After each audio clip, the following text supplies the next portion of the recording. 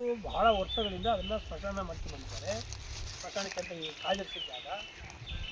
ಈ ರೀತಿಯ ಇಂಥ ಜಾಗಕ್ಕೆ ಈ ರೀತಿಯ ಊರನ್ನ ರಕ್ಷಣೆ ಮಾಡ್ಕೊಂಡು ಬಂದಂಥ ಜಾಗಕ್ಕೆ ದಿಢೀರ್ನೆ ಈ ರೀತಿ ಬಂದು ಕ್ಲೀನ್ ಮಾಡ್ತಾರೆ ಅಂತ ಹೇಳಿದರೆ ಈ ಈ ಹೈವೇ ಪಕ್ಕ ಇದು ಎಷ್ಟು ಪ್ರಭಾವಿಗಳಿದ್ದಾರೆ ಇದ್ರ ಹಿನ್ನೆಲೆ ಅಂತ ನಾವೀಗ ತನಿಖೆ ಮಾಡಬೇಕಾಗಿದೆ. ಅಧಿಕಾರಿಗಳಿಗೆ ನಾವು ಆಗಲೇ ಹೇಳಿದ್ದೆವು ಮೊನ್ನೆನೇ, ಇಲ್ಲ ಅದನ್ನು ನಾವು ತನಿಖೆ ಮಾಡ್ತೀವಿ ಅಂತ ಹೇಳಿದ್ವಿ. ಸ್ವಲ್ಪ ಅಲ್ಲಿ ಯಾರೋ ಹಿಂದೆ ಕೆಳಗೆ ಒಬ್ಬರು ಮನೆಯವರು ಇದ್ದಾರೆ, ಯಾರೋ ಟೀಕಪ್ ಗೌಡ್ರು ಅಂತ ಭಾಳ ವರ್ಷದಿಂದ ಇದ್ದಾರೆ. ಅವರು ಆಗಲೇ ಅವ್ರ ಮನೆ ಹತ್ರ ಒಂದು ಅರ್ಧ ಎಕರೆವಷ್ಟು ಬೌಂಡ್ರಿ ಫಿಕ್ಸ್ ಆಗಿದೆ. ಮತ್ತು ಅದು ಹೊರತುಪಡಿಸಿ ಮತ್ತು ಅವ್ರು ಯಾವಾಗಲೂ ಸಹ ಇಲ್ಲಿ ಸಾಗುವಳಿ ಮಾಡಿಲ್ಲ. ಅದು ಮಲಂದೂರ್ದೇ ಜಾಗ ಸರ್ವೆ ನಂಬರ್ ಅಂತ ಇದ್ದರು. ನಮ್ಮ ಮೋಹನ್ ಅವರು ಗುರುರಾಜ್ ಅವರು ಅಧ್ಯಕ್ಷರಾದಾಗ ಸುಗೌಡ್ರು ಅವ್ರ ಮನೆಯವರು ಆಗಿದ್ರು. ಇವರೆಲ್ಲ ಆದಾಗ ಇದನ್ನು ಸರ್ವೆ ಮಾಡಿಸಿದಾಗ ನಿವೇಶನಗಳಿಲ್ಲ, ಬಡವರಿಗೆ ನಿವೇಶನ ಕೊಡಬೇಕು ಅಂತ ಹೇಳಿದಾಗ ಸಂದರ್ಭ ಬಂದಾಗ ಇದನ್ನ ಸರ್ವೆ ಮಾಡಿಸಿದಾಗ ಇದು ಗ್ರಾಮ ಠಾಣ ಅಂತ ಬಂತು. ಗ್ರಾಮ ಠಾಣ ಅಂದಮೇಲೆ ಹಂಗಾರೆ ಏನು ನಮಗೆ ಕಂದಾಯ ಇಲಾಖೆಯಿಂದ ಮಂಜೂರಾಗೋದು ಬೇಡ, ನಮ್ಮದೇ ಜಾಗ ಇರೋದ್ರಿಂದ ಇದನ್ನ ಲೇಔಟ್ ಮಾಡಿ ಬಡವರಿಗೆ ಹಂಚಬೇಕು ಅನ್ನೋ ಕಾರಣಕ್ಕಾಗಿ ಅವರು ನಿರ್ಣಯ ಮಾಡಿ 2025ನೇ ಇಸ್ವಿಯಲ್ಲಿ ನಿರ್ಣಯ ಮಾಡಿ ಅದನ್ನು CO ಮತ್ತು EO ಅವರಿಗೆ ಕಳಿಸಿದ್ದಾರೆ. ಮತ್ತು ಅದಕ್ಕೆ ಲೇಔಟ್ ಮಾಡಿ ಆಮೇಲೆ ಹಂಚಬೇಕು ಅಂತೇಳಿ ಈ ಥರ ಇದ್ದಂಥ ಜಾಗವನ್ನು ಈಗ ಈ ರೀತಿಯ ಹಾಡ ಆಗಲಿ ಅದು ಈ ಥರ ರೋಡ್ ಸೈಡಿಗೆ ಈ ರೀತಿಯಲ್ಲಿ ಕಾಡು ಕ್ಲೀನ್ ಮಾಡಿದ್ದಾರೆ ಅಂತ ಹೇಳಿದರೆ ಇದರ ಹಿಂದ್ಗಡೆ ಅಧಿಕಾರದಲ್ಲಿದ್ದಂಥವರು ರಾಜಕೀಯ ಪ್ರಭಾವಿಗಳು ಇದಕ್ಕೆ ಇಲ್ಲದೆ ಹೋದರೆ ಯಾವುದೇ ಕಾರಣಕ್ಕೂ ಬೇರೆ ಬರೋಕ್ಕೆ ಸಾಧ್ಯನೇ ಇಲ್ಲ. ಈಗ ಯಾರೋ ಒಬ್ಬರು ರೈತರು ಪಕ್ಕಕ್ಕಿದ್ದಾಗ ವರ್ಷಕ್ಕೊಂದು 4 ಅಡಿ 10 ಅಡಿ ಜಾಸ್ತಿ ಮಾಡ್ಕೊತ ಹೋಗೋದು ನಾವು ನೋಡಿದ್ದೀವಿ, ಸಹಜ. ಆದರೆ ದಿಢೀರ್ನು ಬಂದು ಹಿಂಗೆ ಒಂದು 10 ಎಕರೆ ಕ್ಲೀನ್ ಮಾಡೋದು ಅಂತ ಹೇಳಿದರೆ ಇದನ್ನು ತನಿಖೆ ಮಾಡಬೇಕು. ಮತ್ತು ಯಾರು ಇದರ ಹಿನ್ನೆಲೆ ಇದ್ದಾರೆ ಅವ್ರ ಮೇಲೆ ಪ್ರಬಲವಾಗಿ ಕಾನೂನು ರೀತಿಯಲ್ಲಿ ಕ್ರಮ ತಗೋಬೇಕು ಅಂತ. ಯಾಕೆ ಅಂದರೆ ಈ ರೀತಿಯ ಇಡೀ ತಾಲೂಕಲ್ಲೊಂದು ಈ ರೀತಿಯ ಸರ್ಕಾರಿ ಜಾಗವನ್ನು, ಬೆಲೆ ಬಾಳುವಂಥ ಜಾಗವನ್ನು ನಕಲಿ ದಾಖಲೆ ಸೃಷ್ಟಿ ಮಾಡಿ, ಯಾರ್ದಾರೋ ಹೆಸರಿಗೆ ನಕಲಿ ದಾಖಲೆ ಸೃಷ್ಟಿ ಮಾಡಿ ಅದರಿಂದ ತದನಂತರ ಅವ್ರು ತಗೊಂಡು ಅದೇ ಇಲ್ಲ ನಾವು ಖರೀದಿ ಮಾಡಿವು ಅಂತ ಹೇಳೋ ಅಂಥ ಒಂದು ಟೀಮು ಈ ತಾಲೂಕೊಳಗೆ ಇದೆ. ಈಗಾಗಲೇ ನೀವು ಮೊನ್ನೆ ಈಗಾಗಲೇ ಸುಮಾರು ಮಂಕಳಲ್ಲಿ ಮತ್ತು ಮಂಕಳಲ್ಲಿ ಮತ್ತು ಸೂರುಗದ್ದೆ ಅಲ್ಲಿ ಸಾಗರದಲ್ಲಿ ಈ ಥರ ಬೆಲೆ ಬಾಳುವಂಥ ಜಾಗವನ್ನು ಸುಮಾರು 15-20 ಎಕರೆ ನಕಲಿ ದಾಖಲೆ ಮಾಡೋಕ್ಕೆ ಹೋಗಿ ಸಿಕ್ಕಾಕಿದ್ದವರು ಗೊತ್ತಿದೆ. ಎಲ್ಲ ಒಂದು ಕಡೆ ಇದನ್ನೆಲ್ಲ ನೋಡಿದರೆ ಟೀಮು ಇನ್ನೂ ನಾವೆಲ್ಲ ಅದೆಲ್ಲ ಆದಮೇಲೆ ಎಲ್ಲ ಒಂದಿಷ್ಟು ಅಧಿಕಾರಿಗಳು ಅದನ್ನು ತನಿಖೆ ಮಾಡಿ ಹದ್ಬಸ್ತಿ ತಂದಾರೆ ಅಂತ ಮಾಡಿದ್ವಿ. ಆದರೆ ಈ ಪ್ರಕರಣ ನೋಡಿದರೆ ಆ ಟೀಮು ಇನ್ನೂ ಹದ್ಬಸ್ತು ಆಗಿಲ್ಲ. ನನ್ನ ಲೆಕ್ಕ ಈ ರೀತಿಯ ಜಾಗಗಳನ್ನು ಹುಡುಕ್ತಾ ಇದ್ದಾರೆ, ಮತ್ತೆ ಹೋಗಿ ಅದನ್ನು ಕಬಲಿಸ್ದಾಗ ನೋಡ್ತಾ ಇದ್ದಾರೆ. ಇದಕ್ಕೆ ನಮ್ಮ ಮಲಂದೂರವರು ನಮ್ಮ ಪಂಚಾಯತಿ ಮಾಜಿ ಅಧ್ಯಕ್ಷಗಳು ಮೆಂಬರ್ಗಳು ಇದ್ದಾರೆ, ಇಲ್ಲೆಲ್ಲ 2-3 ಬಾರಿ ಸದಸ್ಯರಾದಂಥ ಇದ್ದಾರೆ. ಹಾಗಾಗಿ ಇದನ್ನು ಯಾವುದೇ ಕಾರಣಕ್ಕೂ ಒಂದು ಗುಂಟೆ ಜಾಗನೂ ಬಿಡೋ ಪ್ರಶ್ನೆನೇ ಇಲ್ಲ. ಇದು ಈ ಭಾಗಕ್ಕೆ, ಯಾಕಂದರೆ ಮಲಂದೂರು, ದಾಸಕಪ್ಪ, ಅನಂತಪುರದಲ್ಲಿ ನಿವೇಶನ ರಹಿತ ಸಾಕಷ್ಟು ಜನ ಬಡವರಿದ್ದಾರೆ, ಇಲ್ಲೇ ವಾಸ ಇದ್ದಾರೆ. ಅವರಿಗೆ ಈಗ ಈಗಾಗಲೇ ಅಂಥವ್ರಿಗೆ ಕೊಡಬೇಕು ಅಂತೇಳಿ ಈಗಾಗಲೇ ಪಂಚಾಯತ್ ತೀರ್ಮಾನ ಮಾಡಿದ್ದಾರೆ. ಇದಕ್ಕೆ ಆಧರಿಸ್ತಾರೆ. ಇದಕ್ಕೆ ಸಂಬಂಧಪಟ್ಟಂಥ ಅಧಿಕಾರಿಗಳು EO ಮತ್ತು CO ಅವರು ಇಲ್ಲಿ ಸ್ಪಾಟಿಗೆ ಬಂದು ಇದನ್ನು ನೋಡಿ ಯಾರಿದ್ದಾರೆ ಇದರ ಹಿನ್ನೆಲೆ ಅವರಿಗೆ ಮೇಲೆ ಕಾನೂನು ರೀತಿಯಲ್ಲಿ ಕ್ರಮ ತಗೋಬೇಕು. ಮತ್ತು ಈ ಬೌಂಡ್ರಿ ಫಿಕ್ಸ್ ಮಾಡಿ ಇಲ್ಲಿ ಬೋರ್ಡ್ ಹಾಕ್ಕೋಬೇಕು, ಪಂಚಾಯತಿಯ ಗ್ರಾಮ ಠಾಣ ಇಷ್ಟು ಎಕರೆ ಇದೆ, ಈಗ ಎಷ್ಟು ಸರ್ವೆ ಇದೆ. ಈಗೇನು ಇವ್ರೇನು ಕಾಪಾಡಿಕೆ ಬಂದರು ಅವತ್ತಿಂದ ಊರಿನವರು, ಅದರಲ್ಲಿ 11 ಎಕರೆ 17 ಗುಂಟೆಯಲ್ಲಿ ಇನ್ನು ಈಗ ತೋಟ ಗೀಟ ಮಾಡ್ಕೊಂಡವರು, ಕೃಷಿ ಮಾಡ್ಕೊಂಡು ಎಲ್ಲೋ ಅಕ್ಕಪಕ್ಕ ಸೇರಿರ್ಬೋದು. ಅದಿಷ್ಟು ಬಿಟ್ಟು ಇವರೇನು ಅವತ್ತಿಂದ ಕಾಪಾಡ್ತಿ ಬಂದರೆ ಇದನ್ನು ಇಷ್ಟು ಎಕರೆ ಇದೆ ಅಂತೇಳಿ ಬೋರ್ಡ್ ಬರೆದು ಅದನ್ನು ಇಲ್ಲಿ ಹಾಕಿ ಹೋಗೋಂಥ ಕೆಲಸ ಮಾಡಬೇಕು. ಅದು ಒಂದು ವೇಳೆ EO ಅವರು ಬಂದು ಆ ಕೆಲಸ ಮಾಡದೆ ಹೋದರೆ ನಾವು ಮುಂದಿನ ದಿನಗಳಲ್ಲಿ ಅವರು ಸಹ ಇದಕ್ಕೆ ಶಾಮೀಲಿದ್ದಾರೆ ಅಂತೇಳಿ ನಾವು ಅವ್ರ ವಿರುದ್ಧನೇ ಪ್ರತಿಭಟನೆ ಮಾಡಬೇಕು.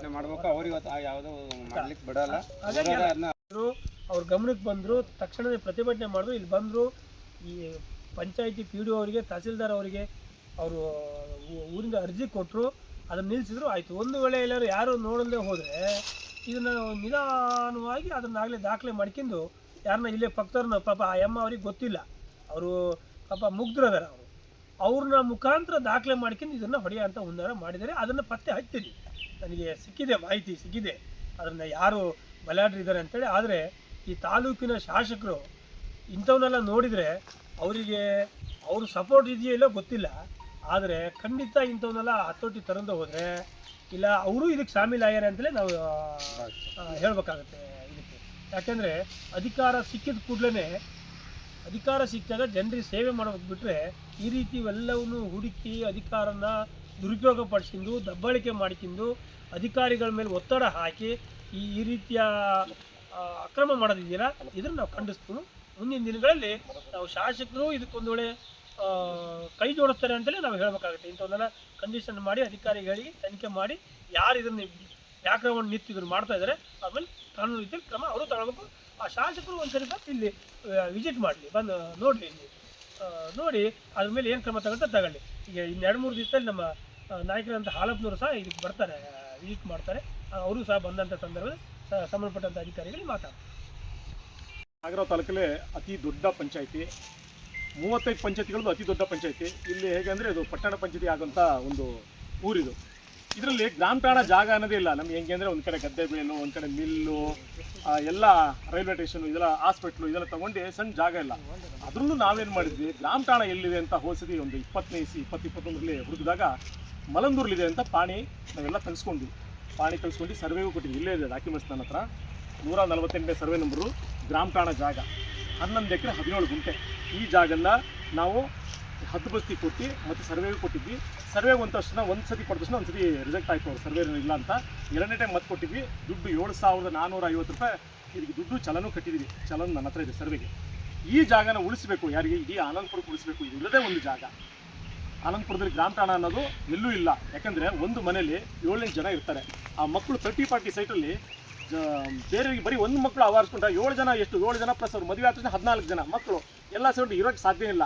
ಆ ಜಾಗನ ಉಳಿಸ್ಬೇಕು, ಊರಿನವರಿಗೆ ಹಂಚಬೇಕು, ಬಸ್ ಸ್ಟ್ಯಾಂಡಲ್ಲಿ ಫಂಕ್ಷನ್ ಮಾಡಬೇಕು ಅಂತೇಳಿ ನಮ್ಮ ರತ್ನಾಕರ್ ಅವ್ರ ಹತ್ರ ಯಾವಾಗೋ ಮಾತಾಡಿದ್ವಿ ನಾವು. ಸಾಮಾನ್ಯ ಒಂದು 2-3 ವರ್ಷದಿಂದ ಮಾತಾಡಿದ್ವಿ, ಇದು ಮಾಡೋಣ, ಒಂದು ಒಳ್ಳೆ ಅಸೆಟ್ ಆಗುತ್ತೆ ಅಂತ. ಇದು ಎಷ್ಟೋ ಟೈಮ್ ಯಾರೋ ಅಕ್ವೈರ್ ಮಾಡೋಕ್ಕೆ ಬಂದಾಗ ಊರಿನ ಜನನೇ ಅಬ್ಜೆಕ್ಷನ್ ಮಾಡಿದರು, ಮಾಡೋಕ್ಕೆ ಬಿಟ್ಟಿರಲಿಲ್ಲ. ಅಂಥ ಜಾಗನ ಗೊತ್ತಿಲ್ದಂಗೆ 4 ಈಗ ನೀವು ಅಕ್ಕಪಕ್ಕ ನೋಡಿದ್ರಿ, ಒಂದು 10 ಬೋಟ್ ಮಾಡಿದ್ದಾರೆ ಅಂದರೆ, ಇದು ಬದು ಮಾಡಿದ್ದಾರೆ ಅಂದರೆ 4-5 ಜನ ಇದಕ್ಕೆ ಇನ್ವಾಲ್ವ್ ಆಗಿ ಮಾಡಿದ್ದಾರೆ. ನಾವು ಯಾರು ಇದನ್ನ ಮಾಡಿದ್ದಾರೆ, ಇದು ಯಾರು ಮಾಡಿದ್ದಾರೆ ನನಗೂ ಗೊತ್ತಿಲ್ಲ. ನಾನು ಹಿಂಗೆ ಬರ್ತಿದ್ದಾಗ ನನಗೆ ಫೋನ್ ಬಂತು, ಇಲ್ಲ ಹಿಂಗೆ ಮಾಡ್ತಾ ಇದ್ದಾರೆ ಅಂತ. ನಾನು ಡಾಕ್ಯುಮೆಂಟ್ಸ್ ಎಲ್ಲ ಒಂದು ನಿಮಿಷ ಇರ್ರಿ, ಸುಮ್ಮನಿರು. ಇದು ಬದ್ ಮಾಡೋದಕ್ಕೆ ನಮ್ಗೆ ಯಾರಿಗೂ ಫೋನ್ ಮಾಡಿದ್ರು, ಹೀಗಿದೆ ನೀವು ಏನು ಮಾಡಿದಿರಿ ಅಂತ. ನಾವು ಸೀದಾ PDO ಹತ್ರ ಹೋಗಿ ಅವ್ರಿಗೆ ಹತ್ರ ಒಂದು ಅರ್ಜಿ, ರವಿಗೌಡರು ಮತ್ತು ಇಡೀ ಊರಿನ ಮುಖಾಂತರ ಎಲ್ಲ ರವಿಗೌಡ್ರಿಗೆ ಹೇಳಿ ಅರ್ಜಿ ಕೊಡಿಸಿದ್ವಿ. ಅರ್ಜಿ ಕೊಡಿಸಿ ಆ ಜಾಗನ ಈಗ ನಿಲ್ಲಿಸಿದ್ವಿ. ಇದಕ್ಕೆ ಭಾರಿ ಪ್ರಭಾವಿಗಳಿದ್ದಾರೆ. ಅವ್ರ ಹೆಸರು ನನಗೂ ಗೊತ್ತಿಲ್ಲ, ಹೇಳಿದ್ದಾರೆ. ಅವ್ರು ಹೇಳಕ್ಕೆ ರೆಡಿ ಇಲ್ಲ. ಯಾರು ಹೇಳಿದ್ದಾರೆ, ಏನು ಹೇಳಿದ್ದಾರೆ ಅಂತ ನಮ್ಗೆ ಗೊತ್ತಿಲ್ಲ. ಭಾರಿ ಪ್ರಭಾವಿಗಳು ಅಧಿಕಾರಿಗಳಿಗೆ ಗೊತ್ತಿದೆ. ಅವರು ಈ ಕೆಲಸ ಮಾಡ್ತಾ ಇದ್ದಾರೆ. ಯಾಕಂದರೆ ಇರೋ ಒಂದು ಬಡ ಮನೆ, ಜಯಮ್ಮ ಟೀಕಪ್ಪ ಅಂತ ಅವ್ರ ಹೆಸರು. ಅವ್ರು ಇರೋದು ಒಂದು ಸಣ್ಣ ಸೈಟ್ ಹಾಕ್ಕೊಂಡಿದ್ದಾರೆ.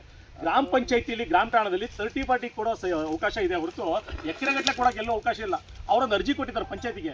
1960ರಿಂದ ನಾವು ಸಾಗುವಳಿ ಮಾಡ್ತಾ ಇದ್ವಿ, ಜೋಳ ಹಾಕಕ್ಕೆ ಅವಕಾಶ ಕೊಡಿ ಅಂತ. ಜೋಳ ಹಾಕಕ್ಕೆ ಇದು ರೆವಿನ್ಯೂ ಲ್ಯಾಂಡ್ ಅಲ್ಲ, ಇದು ಗ್ರಾಮ ಠಾಣಾ ಜಾಗ. ಜನಕ್ಕೆ ಎಷ್ಟೋ ಜನಕ್ಕೆ ಸೈಟ್ ಇರ್ತಾರೆ. ರೈಲ್ವೆ ಸ್ಟೇಷನ್ ಆಗಿರಲಿ, ಸಿದ್ದೇಶ್ವರ ಆಗಲಿ, ಆನಂದಪುರ ಭಾಗದಲ್ಲಿ, ಮಲಂದೂರು ಭಾಗದಾಗಲಿ, ಮುಂಬಳ ಭಾಗ ಯಾರಿಗೂ ಸೈಟ್ ಇಲ್ಲ. ಸೈಟ್ ಮಾಡಿ 25-35 ವರ್ಷದಿಂದ ಸೈಟೇನೇ ಮಾಡಿಲ್ಲ ಯಾರು. ಅಷ್ಟು ಜಾಗ ಇದೆ. ಆ ಜಾಗನ ಉಳಿಸ್ಬೇಕು ಅನ್ನೋಕ್ಕೆ ನಾವು ರೆಡಿ ಮಾಡಿಟ್ಟಿದ್ವಿ.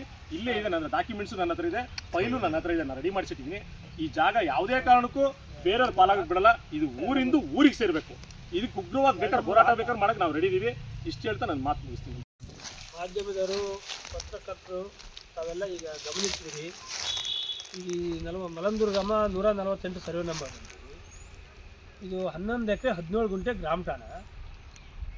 ಇದು ಈಗಾಗಲೇ 3-4 ದಿವಸದಿಂದನೂ ಎಲ್ಲೋ ಒಂದು ಕಡೆ ಯಾರೋ ಒತ್ತುವರಿ ಮಾಡ್ತಾರೆ ಅಂತ ನಮ್ಗೆ ಗಮನಕ್ಕೆ ಬಂದರು. ನಾವು ಸಹ ಇಲ್ಲಿ ನಮ್ಮ ಲೋಕಲ್ಲು ರವಿಗೌಡರು, ಎಲ್ಲರೂ, ನಮ್ಮ ಬಸವರಾಜು ಎಲ್ಲರೂ ಸಹ ನಮ್ಮ ಪಂಚಾಯತಿ ಮಾಜಿ ಅಧ್ಯಕ್ಷಗಳಿಗೆ, ನಮಗೆ ಈ ಭಾಗದ ಮುಖಂಡರಿಗೆ, ನಮ್ಮ ಶಾಂತಪ್ಪಗೌಡರಿಗೆ, ನಮ್ಮ ಅಧ್ಯಕ್ಷರು, ಶಕ್ತಿ ಕೇಂದ್ರ ಅಧ್ಯಕ್ಷರಿಗೆ, ಅವರಿಗೆಲ್ಲ ಗಮನಕ್ಕೆ ತಂದಿದ್ದೀವಿ.